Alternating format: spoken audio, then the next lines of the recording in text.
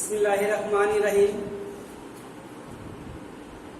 আজিয়া আয়াতুল ভুইয়া উচ্চ বিদ্যালয়ের অনলাইন ক্লাসের পক্ষ থেকে আজকে আমি যে ক্লাসটি উপস্থাপন করতে যাচ্ছি সেটি নবম দশম শ্রেণীর বাংলা দ্বিতীয় পত্র। আশা করি সুপ্রিয় শিক্ষার্থীবৃন্দ ও অভিভাবকবৃন্দ সকলেই যার যার আশ্রয়স্থলে নিরাপদে সুন্দরভাবে আছো। আমরা এই মহামারীর কারণে আমাদের বিদ্যালয়ের ক্লাস বন্ধ রয়েছে, সেই লক্ষ্যে অনলাইন ক্লাসের আয়োজন করা। আশা করি যে সমস্ত শিক্ষার্থী ও অভিভাবকবৃন্দ আমার ক্লাসটি দেখবে, অবশ্যই তাদের এই বিষয়ে উপকার আসবে। আমি আমার অনলাইন ক্লাসটি শুরু করতে যাচ্ছি। অনলাইন ক্লাস 2020 হাজী আয়াত আলী ভুইয়া উচ্চ বিদ্যালয়, রূপগঞ্জ, নারায়ণগঞ্জ। বিষয় বাংলা দ্বিতীয় পত্র, ব্যাকরণ, শ্রেণী নবম দশম শ্রেণী।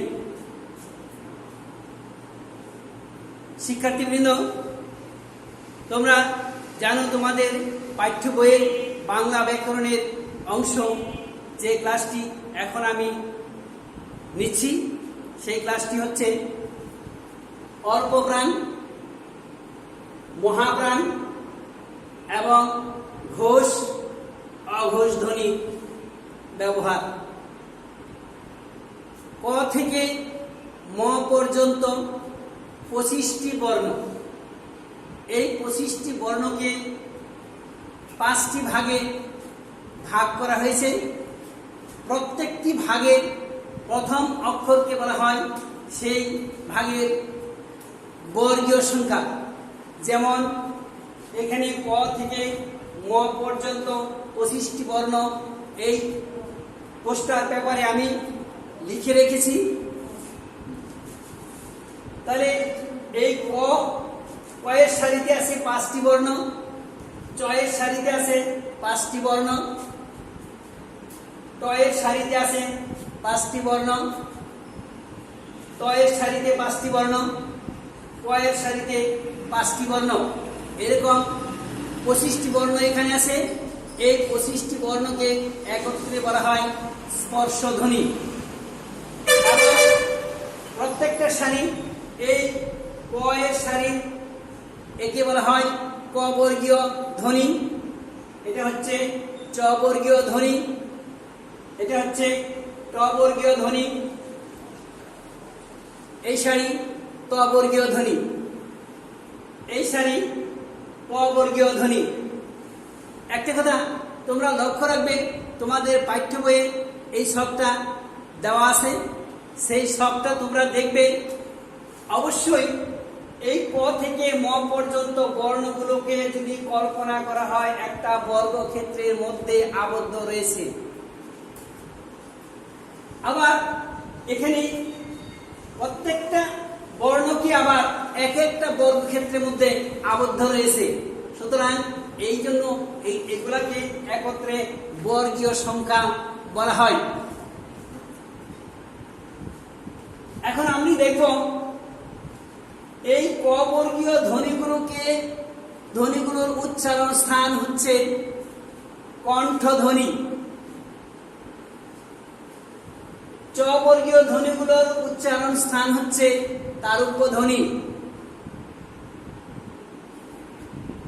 ট বর্গীয় ধ্বনিগুলোর উচ্চারণ স্থান হচ্ছে মূর্ধা। ত বর্গীয় ধ্বনিগুলোর উচ্চারণ স্থান দন্ত মূলীয় ধ্বনি। প বর্গীয় ধ্বনিগুলোর উচ্চারণ স্থান ওষ্ঠ, বা যে ধ্বনিগুলো উচ্চারণের সময় আমাদের ঠোঁটের সাহায্যে উচ্চারিত হয়, এই ধ্বনিগুলোকে বলা হয় ওষ্ঠ বা ওষ্ঠধ্বনি। আবার দেখো শিক্ষার্থীবৃন্দরা, তোমরা চার্টটা একটু মনোযোগ সহকারে দেখো। এই চার্টের মধ্যে এখানে প্রত্যেকটা সারিকে আলাদা আলাদা ভাগ করে রাখা হয়েছে। এখানে ক এবং খ, তাহলে এই ক এবং খ ধ্বনি হচ্ছে অঘোষ ধ্বনি। ক আর খ হচ্ছে অঘোষ ধ্বনি। গ ঘ হচ্ছে ঘোষ ধ্বনি।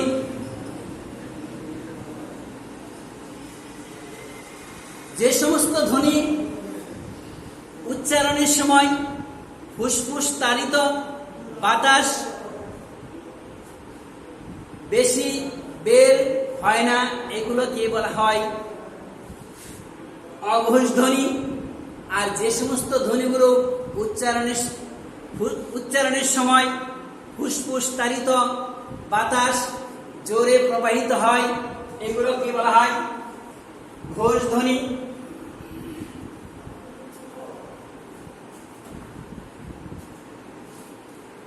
এবার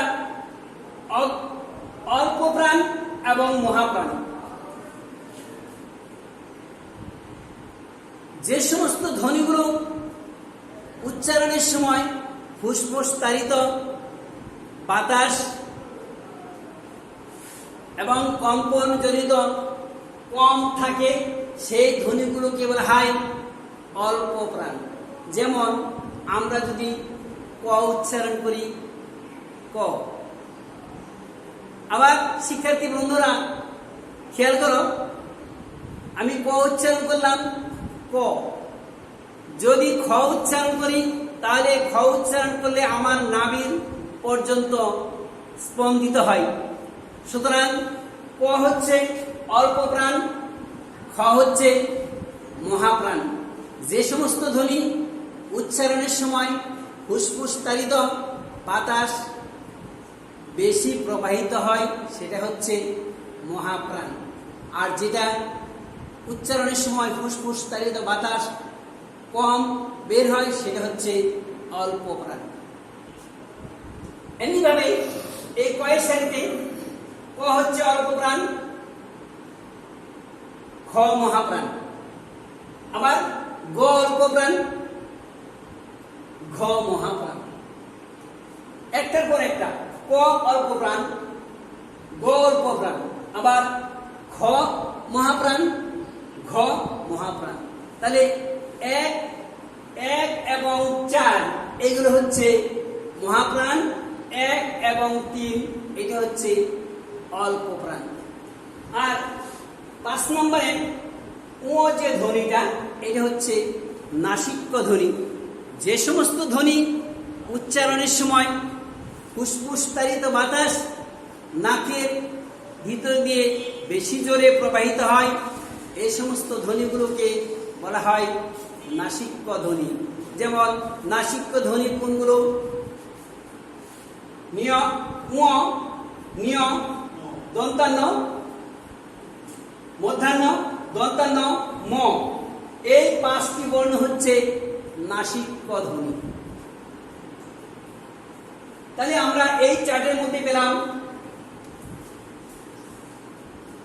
ক, চ, ট, ত, প। এই ধ্বনিগুলো হচ্ছে অল্প প্রাণ। আবার গ, বর্গায় জ, ড, দ, ব, এগুলো হচ্ছে অল্প প্রাণ। মহাপ্রাণ খ, ছ, ঢ, থ, প, মহাপ্রাণ ধ্বনি। আবার এই 4 নম্বর সারি হচ্ছে ঘ, ঝ, ঢ, ধ, ভ, এগুলো হচ্ছে মহাপ্রাণ ধ্বনি। তাহলে উচ্চারণ স্থান আমি জানলাম কোনটা? অঘোষ ধ্বনি 1 এবং 2 নম্বর এগুলো হচ্ছে অঘোষ ধ্বনি, 3 এবং 4 নম্বর এগুলো হচ্ছে কি? ঘোষ ঘোষ ধ্বনি। 5 নম্বরের সারিতে যেগুলো আছে সেগুলো হচ্ছে নাসিক্য ধ্বনি।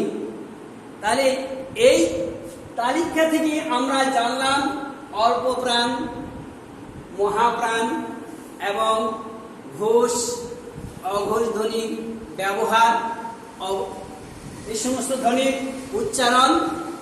আবার এই সমস্ত ধ্বনিগুলোকে এই চার্টের মধ্যে যে ক থেকে ম পর্যন্ত 25টি বর্ণ চার্টের মধ্যে রয়েছে, এই 25টি বর্ণকে আমরা একত্রে বলবো স্পর্শ ধ্বনি। শিক্ষার্থী বন্ধুরা, তোমরা একটু মনোযোগ সহকারে দেখো। আমি এই পোস্টার পেপারে যে ছকটা দিয়েছি, এই ছকের মধ্যে 25টি বর্ণ রয়েছে। 25টি বর্ণ সবগুলো আমি আলাদা আলাদাভাবে তোমাদের সাথে উপস্থাপন করার জন্য যথাসাধ্য চেষ্টা করেছি এবং করছি। আমি আবারও বলছি, ক আর খ হচ্ছে অঘোষ ধ্বনি, গ ঘ ঘোষ ধ্বনি। তাহলে 1 2 এই 1 2 সারি এগুলো সবাই হচ্ছে কি অঘোষ ধ্বনি। 3 4 সারি এগুলো হচ্ছে ঘোষ ধ্বনি। 5 নম্বরের সারি এগুলো হচ্ছে নাসিক্য ধ্বনি। এদের উচ্চারণ স্থান আমি এখানে ছকের মধ্যে দিয়েছি। তোমরা মনোযোগ সহকারে এই ছকটি দেখবে, তোমাদের বইয়ের মধ্যে রয়েছে। এগুলো বই থেকে মিলিয়ে নেবে। আশা করি এই ছকের সাহায্যে আমি আজকে তোমাদের সামনে যে ক্লাসটি উপস্থাপন করছি, আশা করি তোমরা এটার যথাযথ ব্যবহার এবং মনোযোগ সহকারে দেখলে তোমাদের ভিতরে যে এই বাংলা দ্বিতীয় পত্রের ব্যাকরণের বেলায় তোমরা একটু অমনোযোগী বেশি, কারণ এটা তোমাদের কাছে হয়তো সেরকম মজা পাও না। মজা পাওয়ার জন্য ক্লাসটা তোমরা দেখো। আমি আবার উচ্চারণ করছি, দেখো অল্প অল্প প্রাণ, আমাকে দেখো অল্প প্রাণ। ক ক উচ্চারণ করলে আমার এইটুকু পর্যন্ত স্পন্দিত হয়। খ খ উচ্চারণ করলে আমার নাভি পর্যন্ত স্পন্দিত হয়। সুতরাং ক উচ্চারণ করলে আমার এই পর্যন্ত স্পন্দিত হয়েছে, সুতরাং এটা হচ্ছে অল্প প্রাণ। আর খ উচ্চারণ করলে আমার নাভি পর্যন্ত স্পন্দিত হয়েছে, এটা হচ্ছে মহাপ্রাণ। আবার গ যখন উচ্চারণ করব, গ উচ্চারণ করলে আমার এই পর্যন্ত স্পন্দিত হয়েছে, সুতরাং এটা হচ্ছে অল্প প্রাণ। আবার ঘ যখন উচ্চারণ করব, তখন আবার আমার উচ্চারণ স্থান এই নাভি পর্যন্ত স্পন্দিত হয়েছে, সুতরাং এটা হচ্ছে মহাপ্রাণ। এমনি ভাবে চ চ উচ্চারণ করলে এই পর্যন্ত, ছ উচ্চারণ করলে আবার নাভি পর্যন্ত স্পন্দিত হয়েছে, সুতরাং এইগুলো হচ্ছে চ হচ্ছে অল্প প্রাণ, ছ হচ্ছে মহাপ্রাণ। বৈকার্য বৈকার্য আবার এই পর্যন্ত স্পন্দিত হয়, এটা হচ্ছে তোমার অল্প প্রাণ। ঝ ঝ যখন উচ্চারণ করবে, তখন তোমার আবার এই নাভি পর্যন্ত স্পন্দিত হয়েছে, সুতরাং শিক্ষার্থী বন্ধুরা, তোমরা যদি আমি যেভাবে উচ্চারণ করলাম তোমরা বাসায় সেভাবে উচ্চারণ করবে। তোমাদের উচ্চারণ স্থান নিজেরাই বলতে পারবে কোনটা অল্প প্রাণ, কোনটা মহাপ্রাণ। আরেকটা কথা,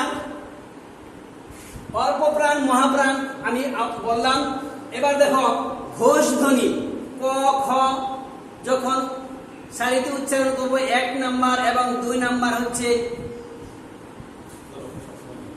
অঘোষ ধ্বনি, 3 নাম্বার 4 নাম্বার হচ্ছে ঘোষ ধ্বনি। আমি আজকে যে অনলাইন ক্লাসটি তোমাদের সামনে উপস্থাপন করেছি, আশা করি তোমরা সকলেই মনোযোগ সহকারে দেখেছো।